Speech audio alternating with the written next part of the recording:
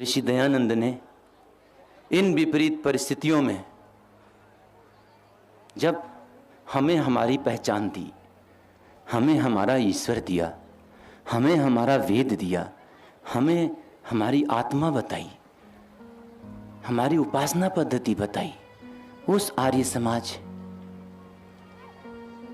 में ऋषि दयानंद के देहांत के बाद ही बिगाड़ शुरू हो गया। और लगभग आज से 100 वर्ष पहले, कितने वर्ष पहले, लगभग कितने हो जाएगा, 1912-13 की बात होगी, कितने की जी, 100 साल पहले, लगभग 1912-13 की बात होगी, 14 के आसपास की। आप लोगों ने सुना होगा पंडित राम प्रसाद बिस्मिल का नाम, सुना है? नहीं सुना है? पंडित राम प्रसाद बिस्मिल का नाम सुना है? पंडित राम प्रसाद बिस्मिल जब युवा थे तो उन्होंने आर्य समाज का प्रचार करने की ठान ली। और जब आर्य समाज का प्रचार करने की ठान ली तो आर्य समाज के अधिकारियों ने क्या किया, आर्य समाज के दरवाजे पर ताला लगा दिया और पंडित राम प्रसाद बिस्मिल से कहा कि पंडित राम प्रसाद बिस्मिल क्या करना चाहते हैं, आर्य समाज पर कब्जा करना चाहते हैं। आर्याओं जो व्यक्ति आर्य समाज में आने के उपरांत में जब घर के माता पिता ने यह कहा कि या तो आर्य समाज छोड़ दो या तो घर को छोड़ दो, उस व्यक्ति ने घर को छोड़ दिया लेकिन आर्य समाज नहीं छोड़ा। ऐसा व्यक्ति क्या आर्य समाज पर कब्जा करता? बोलो, क्या ऐसा व्यक्ति आर्य समाज पर कब्जा करता? आर्य समाज में ताले बंद कर दिए गए, उसको कार्य नहीं करने दिया गया। अरे जिस व्यक्ति ने अपना सर्वस्व न्यौछावर कर दिया, क्या वो आर्य समाज पर कब्जा करता? अरे जो व्यक्ति थोड़ी ही उम्र में राष्ट्र के स्वाधीनता के लिए विश्वानिदेव मंत्र का उच्चारण करते हुए फांसी के फंदे पर झूल गया, ऐसा राष्ट्रभक्त व्यक्ति क्या आर्य समाज पर कब्जा करता? लेकिन उस काल में आज से 100 वर्ष पहले, 1-2 साल में नहीं, आज से 100 वर्ष लगभग पहले आर्य समाज ने दरवाजे बंद कर दिए थे उस युवाओं के। अर्थात जो 100 साल पहले हुआ था वो आज भी हो रहा है, आज भी वो थमा नहीं है, बंद नहीं हुआ है। आप ये सोच रहे हैं बंद हो गया, उस समय भी उस पर ताले लगाए जाते रहे हैं, आज भी ताले लगाए जाते रहे हैं। अर्थात जिस ऋषि दयानंद ने करोड़ों हिंदुओं को संभालने के लिए आर्य समाज की स्थापना की थी, उन्हें आर्य बनाने के लिए बनाया था, उसके ताले ही ये बंद कर देते रहे, उनके लिए द्वार ही इनका बंद था। पंडित राम प्रसाद बिस्मिल के लिए वो आर्य कुमार सभा बंद हो गई, वहां उस आर्य समाज की दुर्दशाएं हैं। और एक बात और भी समझो, जो मैं इसलिए कहना चाहता हूं कि जो आर्य समाज के यहां पर प्रबुद्ध हैं, हमारे संन्यास्त वर्ग हैं, विद्वत वर्ग हैं, गंभीरता पूर्वक आकलन करो। और आज के समय में, क्योंकि ये सम्मेलन लगभग 1 वर्ष में एक बार में, हम सब ने आर्य संकल्प सम्मेलन में थे लगभग 1,500-2 हजार के आसपास में, वहां पर हमने किया था कि हम 10,000 से ऊपर में हम अगले वर्ष में आर्य संकल्प सम्मेलन में एकत्रित होंगे। आज हम एकत्रित हैं। लेकिन एक बात और भी बता दें हमारी माताओं बहनों को और इनको, आप लोगों ने डॉक्टर भीमराव अंबेडकर का नाम सुना होगा। ये वही डॉक्टर भीमराव अंबेडकर हैं जिन्होंने भारत का संविधान लिखा। लेकिन भीमराव अंबेडकर अपने लोगों को संभालने के लिए हर जगह गया, मस्जिदों में गया, स्वर्ण मंदिर में गया, सब जगह घूमा कि कोई उसे सम्मान का जीवन जीने का अधिकार दिलाते। उसके लोगों को जिससे सदियों से अछूत भेदभाव ऊंच नीच के उसमें डाला गया था, उसको सिखा दे कोई, सम्मान का जीवन दिला दे कोई, वो हर जगह गया। आर्य समाज के पास भी गया होगा। 1950 में गणतंत्र बना था और 1951 में जब सब जगह गया और डॉक्टर भीमराव अंबेडकर ने सब देख लिया तो 1951 में डॉक्टर भीमराव अंबेडकर बौद्ध बन गया। क्या बन गया? क्या बन गया जी? और कितने लोगों के साथ? 1000, 2000, 10,000, 20,000, 50,000, कितने लोगों के साथ? 5 लाख लोगों के साथ बौद्ध बन गया। 1-2 लोगों के साथ नहीं, 5 लाख लोगों के साथ में वो बौद्ध बना 1951 में। आप क्या सोचते हो ये कौन है? जो बन गए थे बहुत हमारे अपने हैं, ये भी आर्यों की संतानें हैं, लेकिन 1951 में भी उनको आर्य समाज में वो नहीं दिखा कि वहां पर सम्मान का जीवन उनके साथ में जिलाया जा सके, ये प्रदान कर सके, उनको दे सके, उनको अपने लोगों को संभाल सके। यहां पर भी छुआछूत, भेदभाव, अस्पृश्यता थी, अपने लोगों को संभालने का अधिकार नहीं था। इसके कारण से डॉक्टर भीमराव अंबेडकर जैसा संविधान का निर्माता, जिसके संविधान के कारण आज भी हम चल रहे हैं, वह भारत के संविधान का निर्माता डॉक्टर भीमराव अंबेडकर आर्य समाजी नहीं बना, वो डॉक्टर भीमराव अंबेडकर बौद्ध बन गया। और एक दो लोग नहीं, 5 लाख लोगों के साथ चलकर कहां गया था आर्य समाज? कहां गए थे आर्य समाज के विद्वान? कहां गई थी ये सभाएं?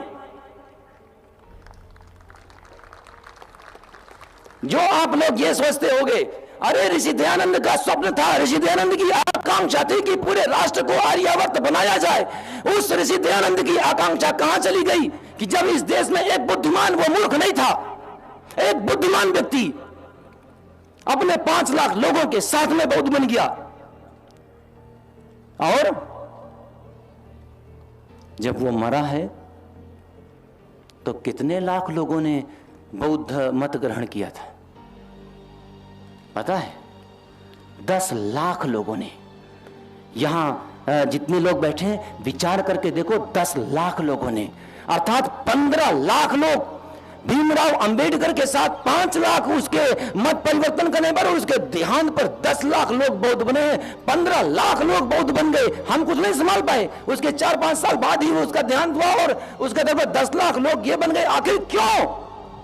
जो लोग अपने को आर्य समाज के ठेकेदार बनते हैं, जो ये सोचते हैं कि मैं ऋषि दयानंद के स्वप्नों को पूरा करूंगा, आखिर कहां रह गई थी उसमें भावनाएं? केवल आर्य समाज केवल किताबों में लिखने के लिए नहीं है, केवल आर्य समाज के सिद्धांत पत्रिकाओं में लिखने के लिए नहीं है, केवल व्याख्यान देने के लिए नहीं है, वो तो जीवन में चरितार्थ करने के लिए है। आखिर 1915 का आपने राम प्रसाद बिस्मिल का सुन लिया, आर्य समाज के तालेबंद, आर्य समाज में उसे काम नहीं करने दिया गया। अभी जो फांसी के फंदे पर चढ़ गया, उसको यह कहा गया कि आर्य समाज पर कब्जा कर लेंगे। और दूसरी तरफ में 1955 में डॉक्टर भीमराव अंबेडकर अपने 15 लाख लोगों के साथ बौद्ध बन गया। काश उस समय हम सब जिंदा होते तो ये 15 के 15 लाख क्या बन जाते? आर्य समाज, ये आर्य बन जाते, ये आर्य समाजी बन जाते। और आज हमारी संख्या कितने में होती? हम करोड़ों में होते, केवल लाख में नहीं। अर्थात अरे याद रहे आर्यों और आर्याओं, अगर हमने अपने द्वार बंद रखे, हमने अपने द्वार लोगों के लिए खोले नहीं, तो हमारे यहां तो कंगाली बनी रहेगी और हमारे अपने लोग विभिन्न मत वालों में चलते चले जाएंगे। हम कुछ नहीं कर पाएंगे, हम केवल कुछ थोड़े से लोगों में बैठ करके व्याख्यान देते रह जाएंगे। अगर हमारे भीतर में पीड़ा है, अगर हम ये चाहते हैं कि हमारे राष्ट्र के लोग सुखी हों, तो हमें आर्य समाज का द्वार सभी के लिए खोलना होगा। हम कई बार ये सोचते हैं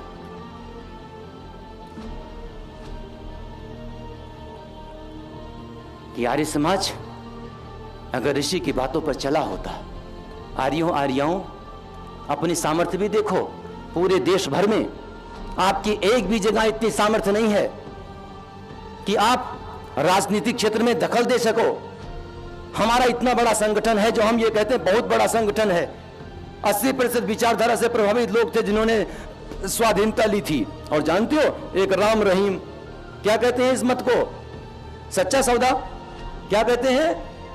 केवल पंजाब में 45 सीटों पर इसका दबाव है। अर्थात 45 सीटों पर यह चाहे तो वहां कोई पार्टी जीते और ये ना चाहे तो वो पार्टी हार जाए।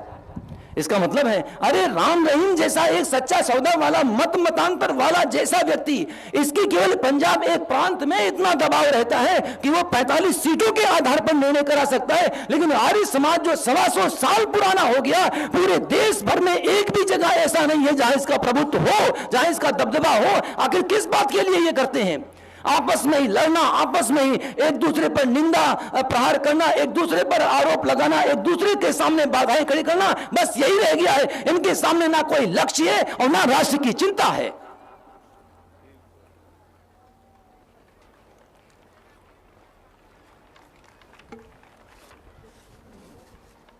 इसलिए आर्यों आर्याओं, अब आप एक बात के लिए हो गए, अरे उदार बनो, उदार। महान तो हम हैं ही। हम संकीर्णता में ना जिए और अपने द्वार सबके लिए खोल दो। कोई अमीर हो उसे भी अपने में शामिल करो, कोई गरीब हो उसे भी अपने में शामिल करो, कोई अनपढ़ हो उसे भी अपने में शामिल करो, कोई बहुत पढ़ा लिखा हो उसे भी अपने में शामिल करो। एक रिक्शा वाला है वो भी समझे कि आर्य हम हैं, आर्य मेरा अपना धर्म है। एक मजदूर है उसे भी अपने में शामिल करो, एक कामगार है उसे भी अपने में शामिल करो। अर्थात छोटे से छोटा लेकर के और बड़े से बड़े तक को अपने में शामिल करना सीखो। आर्य समाज किसी के साथ भेदभाव नहीं करता, अस्पृश्यता नहीं है यहाँ पर। हमारा छोटे से लेकर से बड़ा तक, अरे प्रशासनिक अधिकारी हमारा अपना है, तो रिक्शा चलाने वाला हमारा अपना है, जमादार भी हमारा अपना है। यह नहीं है कि हमारा आईएएस ऑफिसर तो हमारा, लेकिन जमादार हमारा नहीं। अरे आर्य समाज के द्वार सभी के लिए खोलो, इसे संकीर्णता में मत बांधो, इसे सांप्रदायिक मत बनाओ आर्य समाज को। आज हमारे देश में विभिन्न मत मतांतरों में हमारी माताएं बहनें रहती हैं। आखिर क्यों रहती हैं? आखिर क्यों हम अपनी माताओं बहनों को इतनी शिक्षा नहीं दे पाते कि वे सत्य को जान सके? आखिर कब वो दिन आएगा जब हमारी माताएं बहनें उपासना करेंगी, ये पीर पूजा और मूर्ति पूजा आदि से छूट पाएंगी? आखिर कब? आखिर कब तक हम अपने माताओं बहनों को इसी अंधकार में जीने के लिए विवश करते रहेंगे? कब तक वे विवश रहेंगी? आज एक महिला है, जमादार है, एक बार हमारे साथ ही हुआ, वो जमादार है, उसको डर लगता है कि ओ आर्य समाजी लोग बड़े सफेद पोस्ट लोग हैं, मैं इनमें कैसे सम्मिलित हो पाऊंगी। अरे आपका हृदय इतना भी उदार नहीं, हमारे अपने लोग हैं। एक जमादार भी हमारा अपना है, एक चमार भी हमारा अपना है, एक वाल्मीकि भी हमारा अपना है, गुजर जाट ब्राह्मण। अरे अपने द्वार क्यों बंद करते हो किसी के लिए? छोटा से छोटा हो, बड़ा से बड़ा हो। अरे ये तो कार्य के कारण से बांटे गए थे, कोई ऊंच नीच नहीं, कोई भेदभाव नहीं, कोई छुआछूत नहीं है। यही ऋषि दयानंद की आकांक्षा थी, यही वेदों का सिद्धांत है, ये हमारे अपने हैं।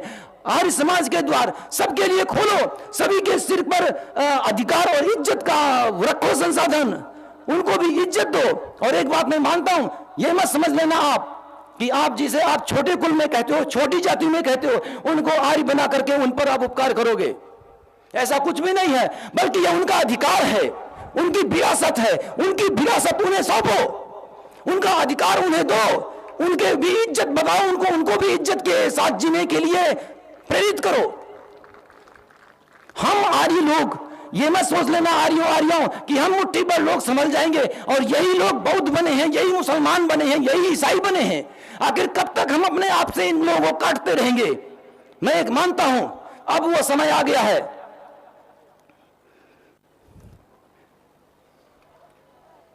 आर्यों अगर आप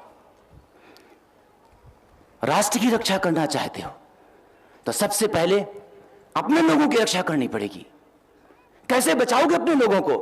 अगर आपने अपने द्वार ही बंद कर रखे हैं, आपने सांप्रदायिक बना लिया अपने आप को, अर्थात आर्य के लोग जाते हैं सदस्य तक नहीं बनाते, उनके बिल्कुल विशिष्ट लोगों को भी नहीं बनाते, केवल अपने परिवार के लोगों को बना लेते हैं। आखिर क्यों आर्य समाज को एक संकीर्णता में विवश कर देते हो?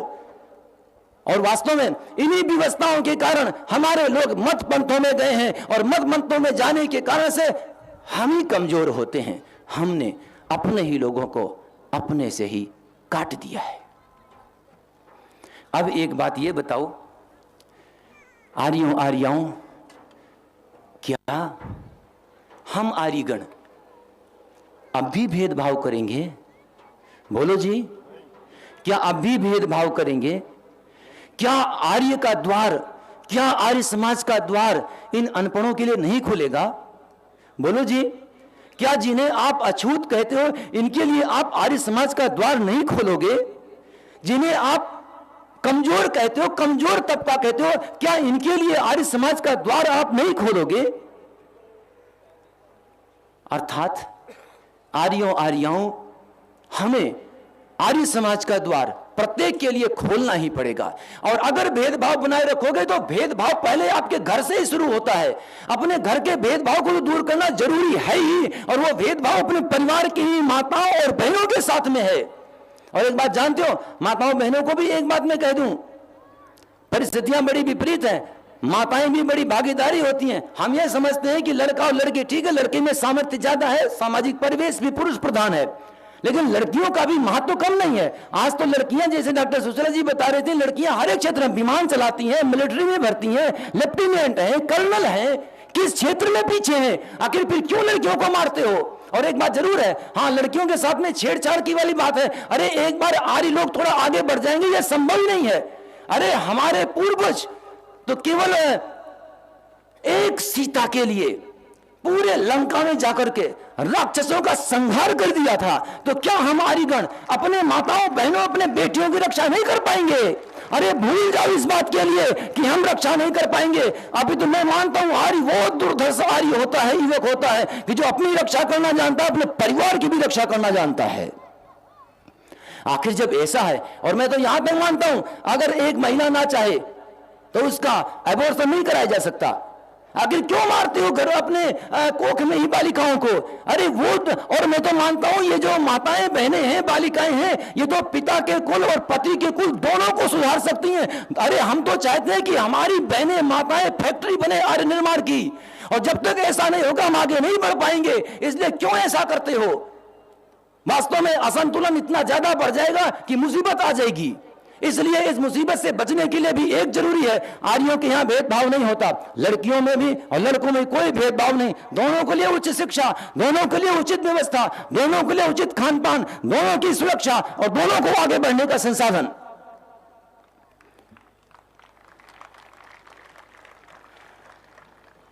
सबसे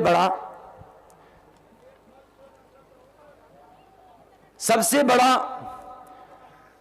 जो एक ये है हम सब पर उत्तरदायित्व है, वो उत्तरदायित्व है आर्यों और आर्याओं कि प्रत्येक परिस्थिति में महिलाओं को और आर्यों को, पुरुषों को, दोनों को मिलकर के आगे बढ़ना ही होगा। और आगे बढ़ने के साथ साथ अपने द्वार सभी के लिए खोलने होंगे। यहां कोई ऊंच नीच, यहां कोई भेदभाव, यहां कोई छोटा बड़ा, ये अब नहीं हो पाएगा। और दूसरा एक ये, जब आपके मन में ये भावना आ जाएगी कोई ऊंच नीच, कोई छोटा बड़ा, कोई भेदभाव नहीं है, हम सभी को गले लगाने के लिए तैयार हैं, हम सभी को आर्य बनाने के लिए तैयार हैं। हाँ, ये समझ लेना, उस दिन आपने ऋषि दयानंद की आकांक्षाओं को पूरा करने के लिए एक पग आगे बढ़ा लिया है। और मैं समझता हूं कि राष्ट्रीय आर्य निर्मात्री सभा ने ये पग आगे, बोलो जी, राष्ट्रीय आर्य निर्मात्री सभा ने ये पग आगे बढ़ा लिया है कि हम आर्य और आर्याएं मिलकर के आर्य समाज का द्वार, आर्यों का द्वार प्रत्येक राष्ट्रवासी के लिए खोल देंगे। दूसरा एक और भी है, एक बात ये बताओ, आप आर्य बन गए और आर्य समाज है या प्राथमिक सभाएं या सार्वदेशिक लूटते पिटते रहें, बर्बाद होते रहें, क्या देख पाओगे इसे? ये आर्य समाज, सार्वदेशिक या आर्य प्राथमिक सभाएं या प्रादेशिक सभाएं, ये आपकी अपनी सभाएं हैं। अगर ये बर्बाद होती रही तो आपका उत्तरदायित्व है कि आप इसे संभालो, आपका उत्तरदायित्व है कि इसे बर्बाद मत होने दो, आपका उत्तरदायित्व है कि यहाँ योग्य व्यक्तियों को बैठाओ, क्योंकि आपका लक्ष्य केवल ये सभा नहीं, सार्वदेशिक नहीं, आर्य समाज नहीं, आपका लक्ष्य पूरा का पूरा राष्ट्र है। इस राष्ट्र में आर्यीकरण को आगे बढ़ाने का उत्तरदायित्व हम सबका है। हम सबको संघर्ष करके इस राष्ट्र को आर्यावर्त के क्षेत्र में आगे ले जाना ही होगा। दूसरा, अब एक ये है, आर्यों आर्याओं और मुख्यतः युवाओं, राष्ट्र हमेशा बलिदान मांगता है और पहला बलिदान मांगता है कष्ट का। पहला बलिदान होता है भूख प्यास का, अपमान का, पहला तो यही मांगता है।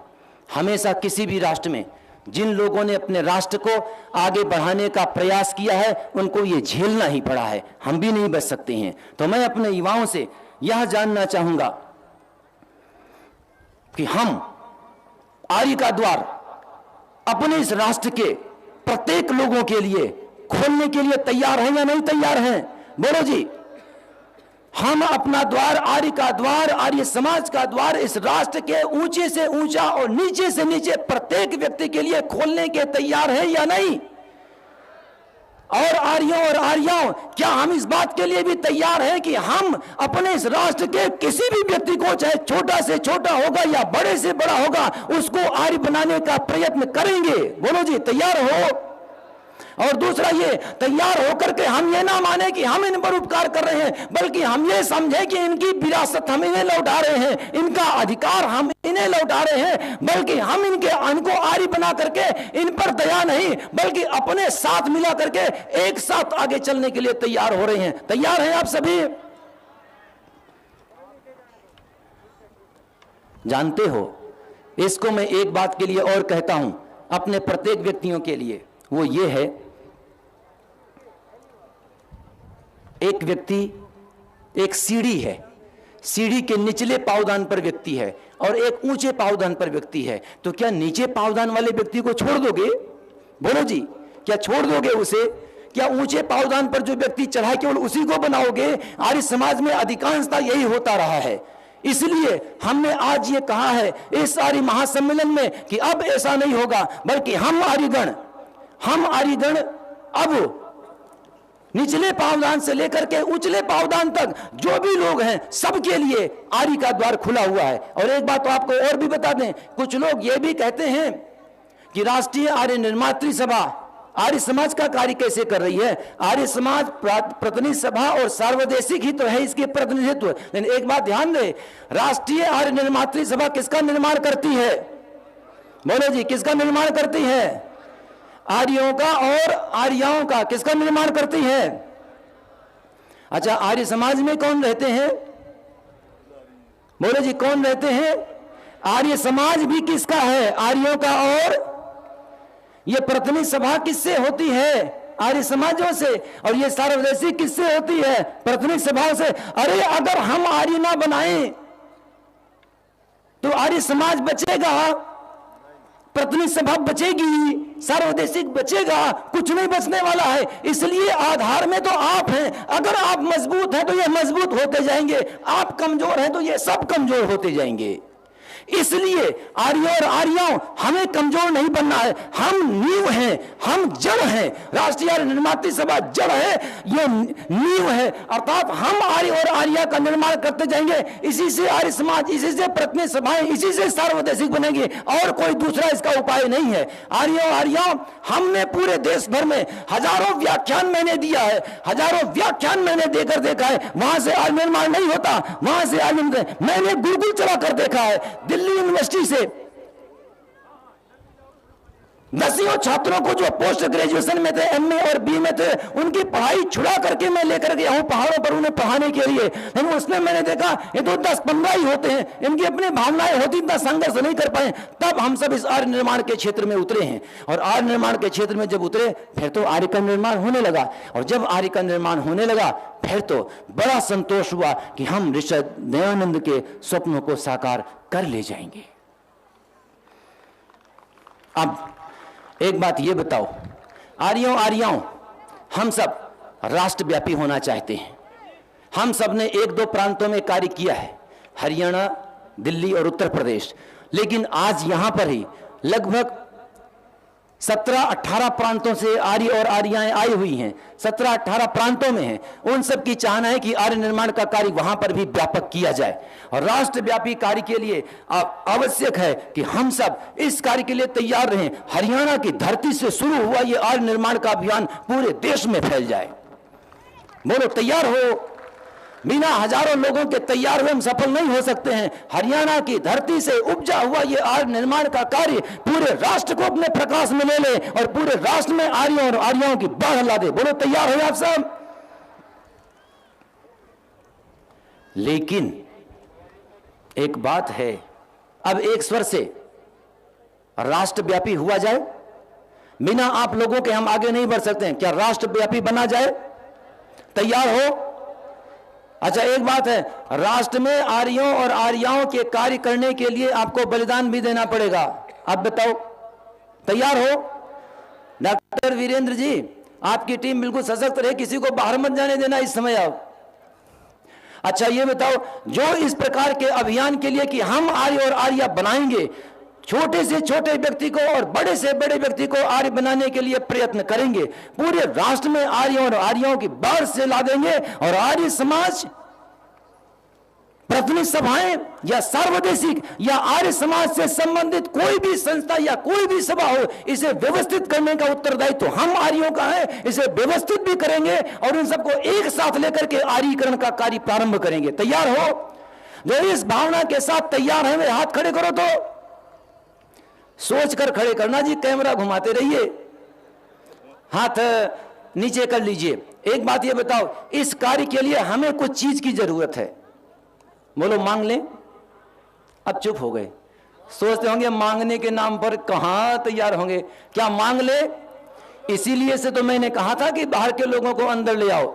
आपने मूलभूत सिद्धांत समझ गए कि देखो जी, आर्य विद्या आवश्यक है, आर्य विद्या से विघटन होता है तो वो विघटन जरूरी है, और यही विघटन सौहार्द में बदल जाता है। ये विषमता नहीं है, यही समरसता है।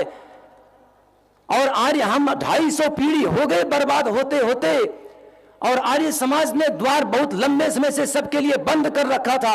ऋषि दयानंद की आकांक्षा ये नहीं थी, आर्य समाज में लोगों ने अपने अपने नियम बना रखे हैं, लेकिन ऋषि दयानंद की आकांक्षा तो सभी को आर्य बनाने की थी। इसी अभियान पर हम हजारों युवक अब निकल पड़े हैं, हजारों वरिष्ठ निकल पड़े हैं, हजारों महिलाएं अब निकल पड़ी हैं। लेकिन इस अभियान के लिए कीमत चुकानी पड़ती है। हरियाणा की धरती से उपजा हुआ यह महान कार्य पूरे राष्ट्र को अपने प्रकाश में ले, पूरे राष्ट्र में व्यापक हो जाए। इसलिए हम चाहते हैं जिस धरती से, हरियाणा की धरती से जो यह कार्य प्रारंभ हुआ है, वहां के लोगों को बलिदान के लिए और संघर्ष के लिए ज्यादा तैयार होना पड़ेगा। तैयार हो? इसलिए हम चाहते हैं मांगना, पहले नंबर पर हम ये चाहते हैं, जैसे आर्य संकल्प सम्मेलन में पानीपत में हमने 100 लोगों की मांग की थी कि हमें 100 व्यक्ति चाहिए जो 1 साल के लिए आर्य निर्माण के कार्य को आगे बढ़ाएं। और आपने देख लिया है, जो युवक यहां पर रहे हैं, नौकरी छोड़ करके आए, नौकरी कहीं नहीं जाती और परिवार भी नहीं टूटता, परिवार को तो वो संभालते रहे हैं। लेकिन बिना हम अपने लोगों के आर्य निर्माण का कार्य आगे नहीं बढ़ा पाएंगे, राष्ट्रव्यापी नहीं कर पाएंगे। राष्ट्रव्यापी करने के लिए हमें व्यक्ति चाहिए। सबसे पहले है व्यक्ति। हमें व्यक्ति की आवश्यकता पड़ेगी, और व्यक्ति की आवश्यकता पड़ेगी 1 वर्ष लगभग अपना समय पूरे आर्य निर्माण के लिए सौंप दो, और हम भोजन आदि की व्यवस्था करने के लिए तैयार रहेंगे। पूरे राष्ट्र भर में फैल जाओ, आर्य बनाना ही बनाना है और कोई विकल्प नहीं है। अब बताओ, व्यक्ति मांगा जाए। अब चुप हो गए। मैं ये चाहता हूं कि मुझे 1 साल के लिए, आज से फरवरी मास में है, अगले वर्ष फरवरी तक के लिए, जैसे अब ये युवक थे, इन लोगों की पूर्ति हो गई, 1 साल का समय पूरा हो गया, चाहे नौकरी प्रारंभ करें और अपना कार्य आगे बढ़ाएं। अच्छी बात है, इन्होंने आर्य निर्माण के कार्य में काफी गति दे दी। इसलिए हम चाहते हैं अपने युवाओं से, अपने वरिष्ठों से, हमें चाहिए आज इस आर्य महासम्मेलन में 200 अपने व्यक्ति चाहिए कि जो 1 साल पूरा का पूरा दे सके, आर्य निर्माण का कार्य आगे बढ़ा सके। हमें 200 व्यक्ति चाहिए। बोलो, जो जो तैयार हो कि हम तैयार हैं 1 साल को देने के लिए, खड़े हो जाओ। अभी तो खड़े नहीं हुए ज्यादा। 1 साल के लिए जो इस रूप में तैयार है कि हम देने के लिए तैयार हैं 1 साल। चिंता ना करो, आपके भोजन की, वस्त्र की, चिकित्सा की जिम्मेदारी हम आर्यगण लेते हैं। डॉक्टर वीरेंद्र जी, आर्यसवीर जी, कागज बांटो जी, सबका फोन नंबर आदि लिख करके लाइए। आप सब नीचे उतर जाएं। अच्छा, स्वामी यज्ञ, पहली आहुति तो स्वामी यज्ञानंद जी की है, इनके लिए सभी करतल ध्वनि करेंगे। और नीचे भी सन्यासी हैं, जो नीचे हैं वो सन्यासी ऊपर ही आ जाएं। अब तो चढ़ ही गए बलिवेदी पर, अब नीचे क्यों बैठे हो? अच्छा, जो वहां पीछे बैठे हुए हैं किसी को जाने मत देना। जो तैयार हैं कि मैं तैयार हूं 1 साल देने के लिए, वो आगे यहां आ जाओ। यज्ञ कुंड के पास सब आ जाएं, यज्ञ कुंड की वेदी पर सब आप पहुंच जाएं। आप सबका स्वागत है। अब पहला जो सबसे मुख्य होता है व्यक्ति, मुझे लगता है कि हमें इतने व्यक्ति मिल जाएंगे, 200 व्यक्ति आगे संघर्ष के लिए, जिससे हम अगले वर्ष जब फिर आर्य महासम्मेलन में बैठे तो हमारे इन व्यक्तियों की संख्या 500 हो जाए। आज तो हम 200 की मांग करते हैं, उस समय हमें 500 की आवश्यकता रहेगी और मुझे आशा है कि उस समय 500 व्यक्ति भी, 500 आर्य भी मिल जाएंगे। अब दूसरा भी मांग लिया जाए, ठीक है। अच्छा ये बताइए, क्या दूसरा भी मांगा जाए? आप कहते जब मांग ही रहे हो तो दूसरा भी मांग लीजिए। बोलो, जो इस रूप में तैयार है कि दूसरा भी मांगा जाए, तैयार है? हाथ खड़े करो जी। ठीक है, लेकिन धैर्य बनाए रखना, भागना नहीं। दूसरा थोड़ा सा कठिन है लेकिन ज्यादा कठिन है नहीं है। बस लोग यही कहते हैं जान निकालना सरल है लेकिन उसका निकालना कठिन है। लेकिन एक बात है, हमारे आर्यगण ऐसा नहीं है। मैं ये चाहूंगा कि जो लोग उस मांग में रहेंगे यहां आकर घोषणा करते जाएंगे वो है और ये है। हम चाहते हैं 1 वर्ष के अपने कार्य के लिए लगभग 2 करोड़ रुपया। कितना चाहते हैं? चुप हो गए। कितना चाहते हैं? 2 करोड़ रुपया। और 2 करोड़ रुपया 1 साल के कार्य के लिए आवश्यक है अपने राष्ट्रव्यापी होने के लिए। पिछले वर्ष हमने जितनी मांग की थी, काफी धन एकत्रित हो गया था, उसके बल पर हम आर्यगण आगे बढ़े हैं। 2 करोड़ रुपया हमें चाहिए। अब हम ये चाहते हैं कि हमारे जनपदों से जो राष्ट्रीय निर्मात्री सभा का प्रभाग है, प्रखंड है, वे सबसे पहले यहां आकर के अपने योगदान की घोषणा करना शुरू करें। वे सभी ऊपर ही आ जाएंगे, यहां पर उनके पदाधिकारी आदि भी यहां घोषणा करेंगे। उसके उपरांत में जो आर्यगण इस भावना वाले हैं कि मुझे, और एक बात बता दें, हम आर्यगण आर्यों के एक एक पैसे का पूरा सदुपयोग करते हैं आर्य निर्माण में। यहां का जो अभियान अपने आर्यकरण का चलता है वो हम आर्यों के बल पर ही है। यह धन पूरे राष्ट्र का होता है, पूरे राष्ट्र के लोग मिलकर के इसको आगे चलाते हैं। हमें चाहिए, बिना धन के कार्य आगे नहीं बढ़ सकता। अर्थात आपके ये जो 200 लोग हैं, ये 200 लोगों की पूरी व्यवस्था हम लोगों को करनी होगी, तभी ये आगे कार्य कर पाएंगे। इन सब के लिए हमें आवश्यकता पड़ेगी 1 वर्ष के लिए 2 करोड़ रुपया। हम आर्यगण मिलकर के इस धन को पूरा करें। मैं चाहता हूं कि हमारे अपने लोग आकर के यहां उद्घोषणाएं शुरू करें। आर्य रामवीर जी जो हरियाणा राष्ट्रीय निर्मात्री सभा के अध्यक्ष हैं। मैं झज्जर जिले से 1 लाख रुपए की घोषणा आर्य राष्ट्रीय आर्य निर्मात्री सभा के लिए देता हूं। दिल्ली प्रांत के अध्यक्ष आर्य सुरेश जी, दिल्ली सभा की तरफ से 2 लाख रुपए। हिसार की ओर से आर्य राम स्वरूप जी, निर्देशक राष्ट्रीय निर्मात्री सभा हिसार। अयो 2 लाख रुपए।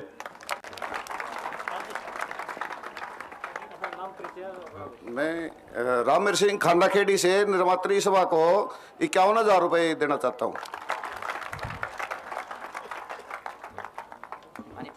पानीपत से 2 लाख रुपए, जिला पानीपत। करनाल की ओर से आर्य राधेश्याम जी, डॉक्टर राधेश्याम जी, राष्ट्रीय निर्मात्री सभा उत्तर प्रदेश के अध्यक्ष घोषणा करते हैं 1 लाख रुपए। 1 लाख रुपए उत्तर प्रदेश की ओर से। बिजनौर से अरुण जी हमारे बीच में हैं। बहुत ज़्यादा तो नहीं है, पर 10,000 रुपये में आर्य निर्मात्री सभा के कार्य। बिजनौर से अरुण जी हैं, युवा हैं, उनकी भावना है 10,000 रुपए की घोषणा करते हैं उत्तर प्रदेश। और जो अपने आर्यगण हैं, मेरे पास जो सूची है उसके अनुसार आर्य विजेश कुमार सोनीपत से हैं 60,000 रुपए। आर्य महावीर जी नागलोई से हैं 2,100 रुपए। और अशोक मातनहेल से है 1 लाख रुपए। राजहंस कटारिया जी गुड़गांव से हैं 11,000 रुपए। सुजान ठेकेदार जी दिल्ली में रहते हैं, हाजमपुर हिसार के हैं 21,000 रुपए। दलवीर स्वामी सर्वदानंद जी धीरणवास से हैं 2,000 रुपए। समस्त आर्य समाज मेवात, जहां आज हमारा रहना भी कठिन हो रहा है, वहां के लोग भी 11,000 रुपए दे रहे हैं। समस्त आर्य समाज मेवात। रोहतक जिले की तरफ से 5 लाख। रोहतक जिला की ओर से 5 लाख रुपए। सभी जोरदार तालियों से। दलवीर पहलवान जी खेवड़ा से हैं, जिला सोनीपत 1 लाख रुपए। 1 लाख। दलवीर पहलवान जी खेवड़ा जिला सोनीपत से 1 लाख रुपए का दान देते हैं। नीरज आर्य करनाल से 11,000 रुपए दान दे रहे हैं। नमस्ते जी, मैं कुरुक्षेत्र से 51,000 रुपये की घोषणा स्वयं से करती हूँ और ग्वालियर से कुरुक्षेत्र से मिला के 51,000 रुपये एकत्रित करके आर्य निर्मात्री सभा में आर्य और आर्यों के निर्माण के लिए अवश्य प्रयास करके इकट्ठा करके दूंगी। धन्यवाद। अर्थात कुल राशि 1 लाख रुपए का उत्तरदायित्व उषा जी ने अपने ऊपर लिया है। इनका बहुत बहुत धन्यवाद। हिसार निर्मात्री सभा से 1 लाख रुपए, हिसार निर्मात्री सभा से 1 लाख रुपए, जीन निर्मात्री सभा 2 लाख रुपए, दयानंद मिठबड़ा 21,000 रुपए, गुड़गांव आर्य जय किशन जी गुड़गांव की ओर से कितना? हम गुड़गांव डिस्ट्रिक्ट की ओर से 1 लाख रुपए आर्य निर्मात्री सभा को देते हैं जी। सुरेंद्र आर्य जी गांव हड़वा से 21,000 रुपया। सुरेंद्र आर्य जी गांव हड़वा जींद में। अब डॉक्टर वीरेंद्र जी और सभी जो आर्यगण हैं, हम सभी इस योगदान के बाद समापन की तरफ बढ़ें। 15 मिनट के भीतर हम समापन कर लेंगे, लेकिन उससे पहले हम ये चाहेंगे हमारे समस्त आर्यगण और आर्याएं समापन ये बड़े धैर्यपूर्वक सुनेंगे। अब हम चाहेंगे अंतिम में चलते समय हम कुछ और पाथे देंगे। उससे पहले मैं चाहता हूं राष्ट्रीय निर्मात्री सभा के अध्यक्ष आर्य लोकनाथ जी धन्यवाद ज्ञापन करेंगे। और एक बार मिलकर के ऋषि के प्रिय मंत्र का उच्चारण करें। ओम विश्वानि देव सवितर्दुरितानि पराशुभ यद भद्रं तन्न आशुभ। ओम।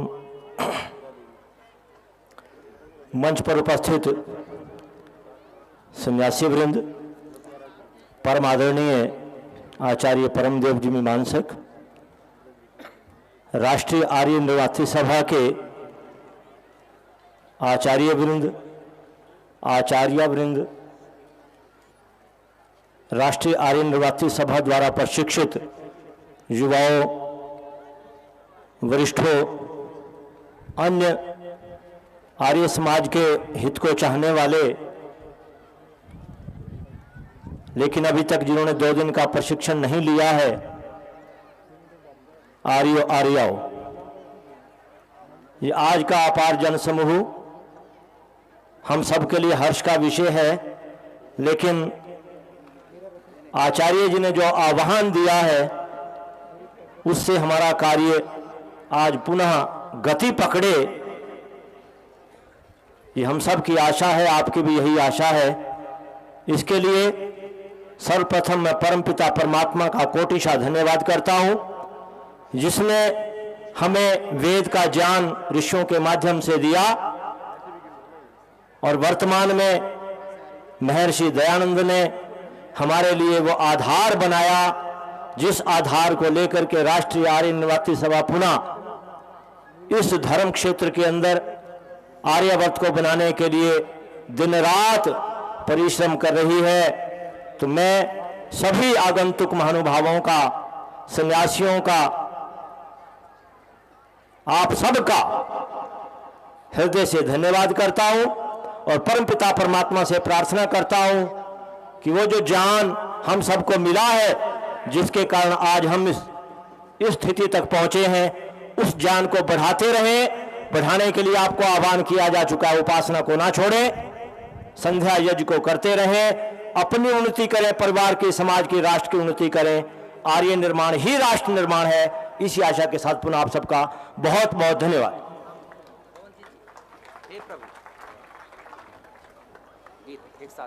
ओम। आप सभी समापनीय गीत मेरे साथ बोलेंगे। हे प्रभु हम तुमसे वर पावे, हे प्रभु हम तुमसे वर पावे। को आर्य बनावे, सकल विश्व को आर्य बनावे। हे प्रभु हम तुमसे वर पावे, हे प्रभु हम तुमसे वर पावे। फैले सुख संपत्ति फैलावे, फैले सुख संपत्ति फैलावे, प्रीति नीति की रीति चलावे, प्रीति नीति की रीति चलावे। हे प्रभु हम तुमसे वर पावे, हे प्रभु हम तुमसे वर पावे।